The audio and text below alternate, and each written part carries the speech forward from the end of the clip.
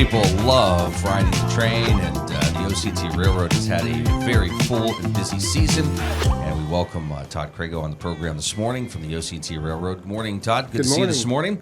Good to see you all, too. Congratulations. Successful season, but yet it's still not over. There's still a lot going on. Still a couple things going on. We have a murder mystery train on Saturday night and a Halloween train on Sunday. Wow. Ooh. And, of course, we do Santa at the end of November, Santa train the end of November and first weekend in December.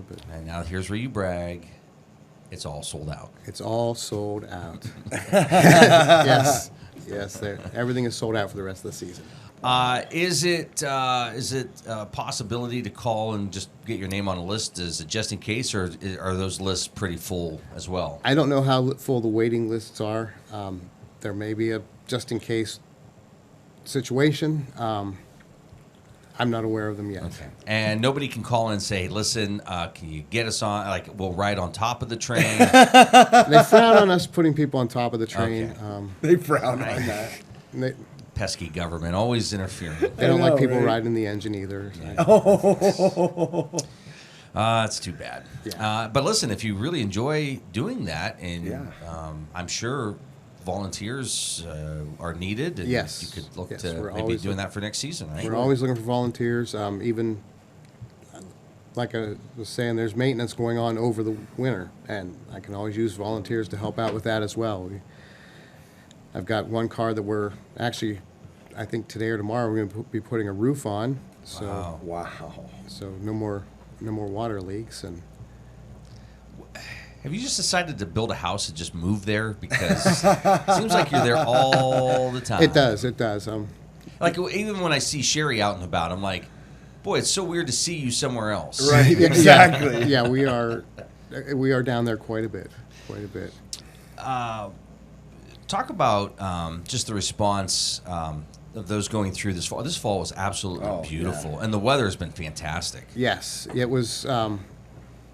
It was a great 2 weeks. 16 days, whatever you want to look at it. We got a lot of positive feedback.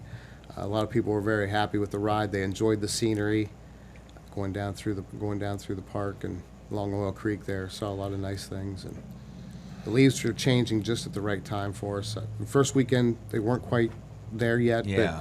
But the following Wednesday, I think it was the 5th.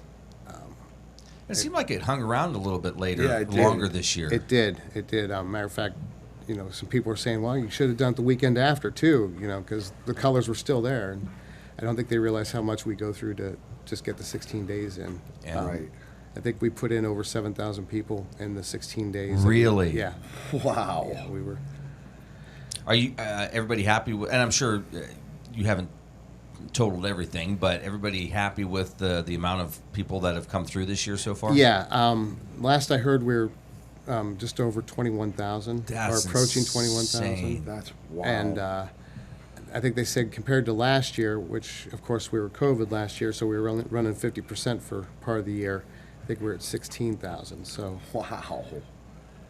That's yeah, wonderful. we're getting good numbers this year. And that's like 21,000 more than 400 years ago. Exactly. So I mean, that's some major growth. That's for sure. Yeah. Now, Todd, so the regular season stuff winding down, but you have these special events that pop up throughout the year, right? Like the Santa runs, and then is there a solid block of time that it's absolutely shut down and not running? Well, after we do the Santa runs, the last Santa run will be December 3rd, and then we're not going to run the rest of December, January, February, or March. Okay. We may have some special events coming up in April, and then of course May we start doing more special events. So I would say January, February, March, we're not doing anything. Is this the time of year, or is it throughout the year you kind of start jotting things down on the list of things to do in the off season? It's throughout the year. We have a list of when we're done running, we'll take care of this, we'll take care of that, and so of course it's kind of hard to do those things when you're running on a regular basis. Yeah. And real quick, do you guys have a list then of things that you want to improve for next year, things that didn't work? Oh yes, yeah, we have a we have a list of things that we're trying to change and get in for improvement. For example, we had a generator go out earlier this year. Sure. So we were running on one generator for most of the year. We're finally we've had one ordered since May. Of course, with supply chain and everything, it's been delayed. So in the off season, we will be getting a new generator installed on the train. People might hear that and go, okay, well, not that part of it, but you're going to have most of December, January, February, March. That's a lot of time to get things done. It's not. It's not. No. A lot of things depend on the weather. When we're working on these cars, we're working outside. So if it's sub-zero temperatures Sure. outside, we're not going to be on the train trying to fix things and take care of that kind of stuff. And there's not a whole lot of inside stuff that needs to be taken care of. It's mostly going to be outside work. Outside. It's probably not anything new, but so many people who take advantage of the train take wonderful pictures, video now, and they share it with you guys. But even like maybe a day where the weather isn't great, it still provides wonderful opportunities to capture great moments, right? Yes. And surprisingly, when on the rain days, we seem to get a lot of walk-in passengers on those days. When it's a little overcast, a little bit of rain going on, we get an uptick in just walk-in passengers. Sure. I pulled this picture up. This is on your Facebook page. That is absolutely beautiful. It Yeah, is. it is. Yes. Yeah, I'm not sure which photographer took that photo, but yeah, That is, wow. Yeah, that's just really cool. But it is. You mentioned, I think instead of just sitting around and watching the rain come down, they could do something. And we've talked about this before. You might go in the spring, you might go in the summer, fall. This time of year, once everything's peaked, yeah. each ride is a little different in what you're going to discover. Yes, the scenery seems to change. I'm on the train for every run, and it seems like I'm always seeing something different, something new that I don't see before. Let's see. You mentioned the Santa train that's coming up, and those already sold out. Sold out, yes. But that's really a fun opportunity for folks to have some festive fun Yeah. Oh, yeah. with the train. Yes. Get their picture with Santa. But as we've talked before, it's a great time to stop down, even if you can't ride the train.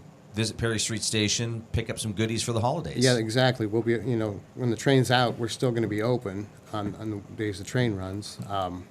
Come in, do your Christmas shopping. We have train sets. We have different OC&T shirts and cups and things like that.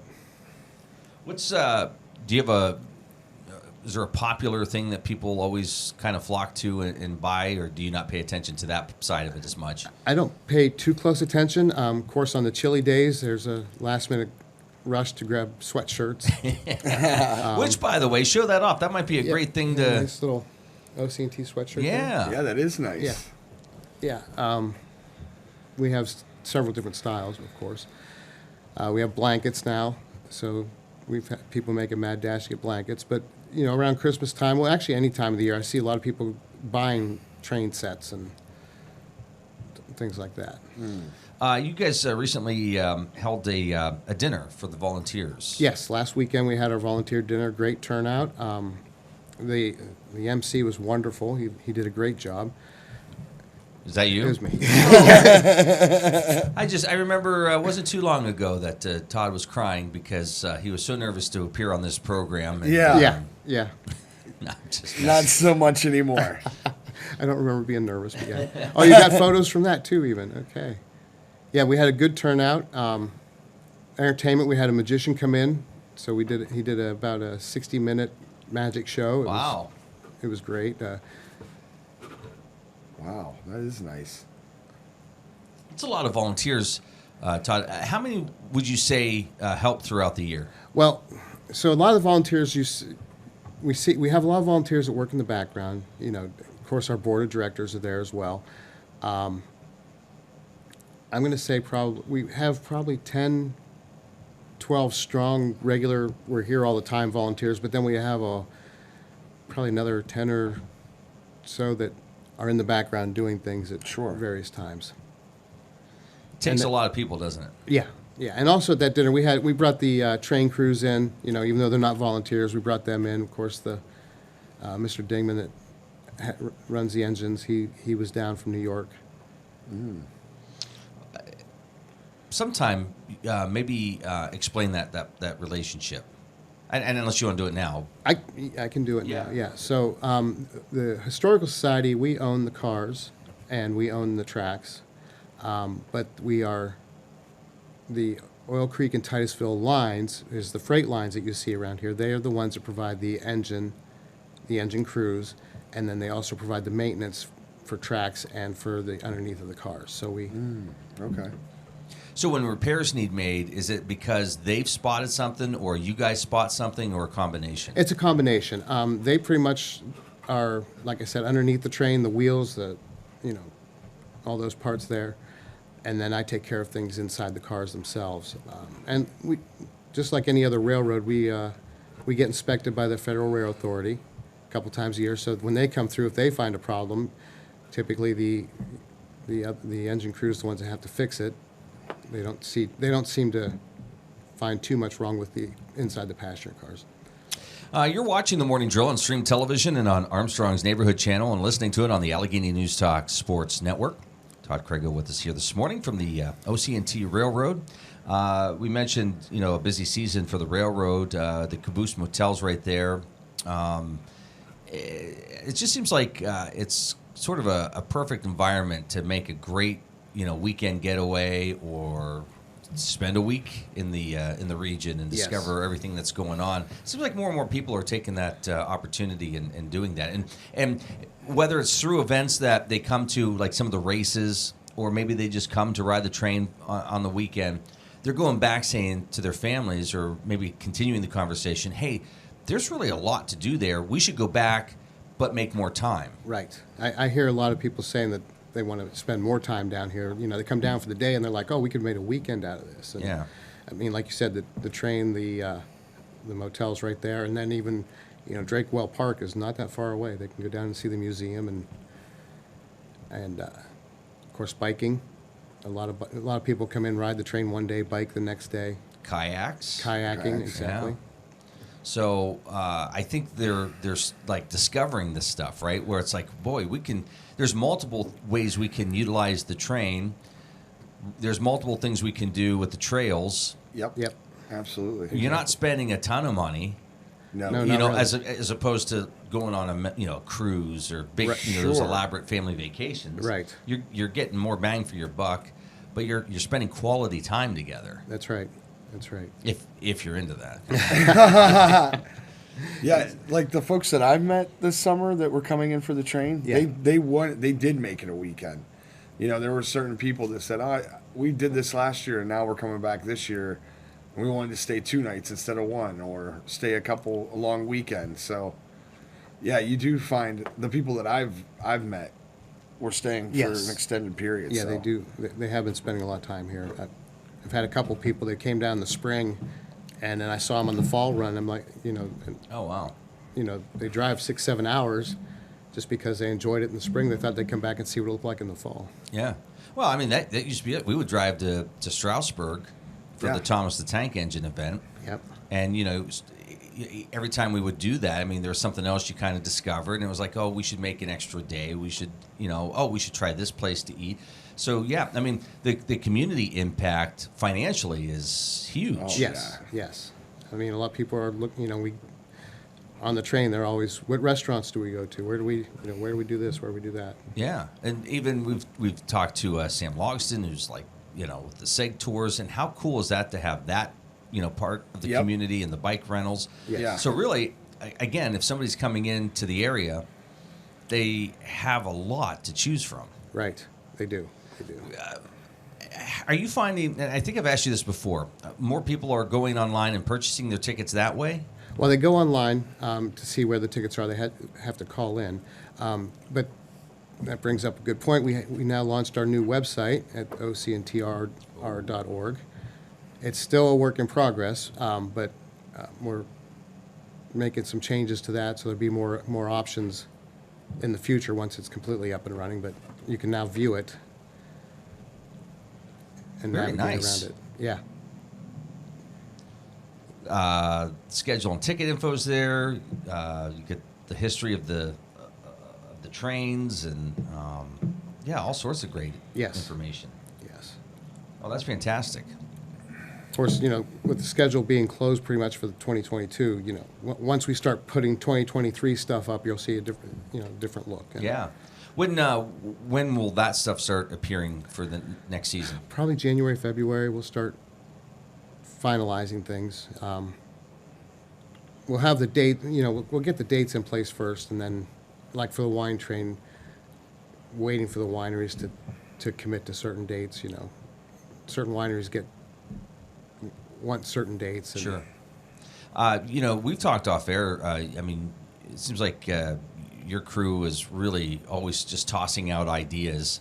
Yes. Do you find a lot of those ideas kind of sneak in during the course of a year, or do they sort of develop, the next season or a couple seasons after, kind of discussing it?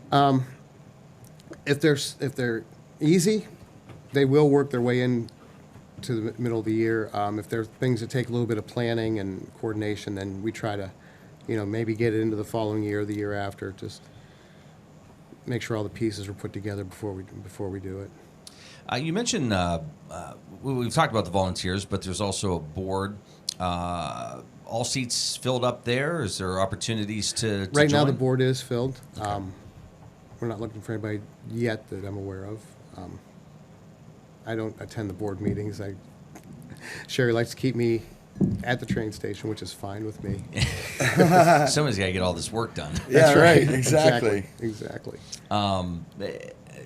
Now, I would imagine it's one of those, again, the communication and the partnership things where, ideas are shared by board members, by, the folks working at the train, because you're getting all the feedback, right? Yeah, yes. Well, that's what I was going to say. A lot of the ideas that come in is things that I hear from the public. When we're talking about stuff on the train, they're like, hey, what about this or what about that? And then, I tuck it away in the back of my mind and try to start piecing things together and see if it's something we can do or not. Have you had a favorite event this season? I got to say the World War II event was my favorite event. They're just, the guys get in the day or so ahead of the train, so hanging out in their World War II camps with them, and it seems like when it's a participation event too, so passengers can participate, be a part of the reenactment. It's amazing that like almost every passenger wants to be a part of it and participate, and that's really good to see. I really enjoy that. What excites you about the next season? Next season, I would say the World War II event. I'm hoping we do a little bit more next year. If we can put some stuff together, that'd be great. And just to see what else we can come up with. There's, things in the background that we're talking about, but we can't really commit to just yet. You don't have to get specific with this, but is there one project you really hope to tackle and complete in the off season? Well, I don't know about complete, but because it's a lot of work. But our Bud coach, if you've seen that Amtrak car sitting down, we're working on putting that back together, getting it back on the tracks. Wow. That's actually the car that's getting the roof put on it today. Okay. Or tomorrow.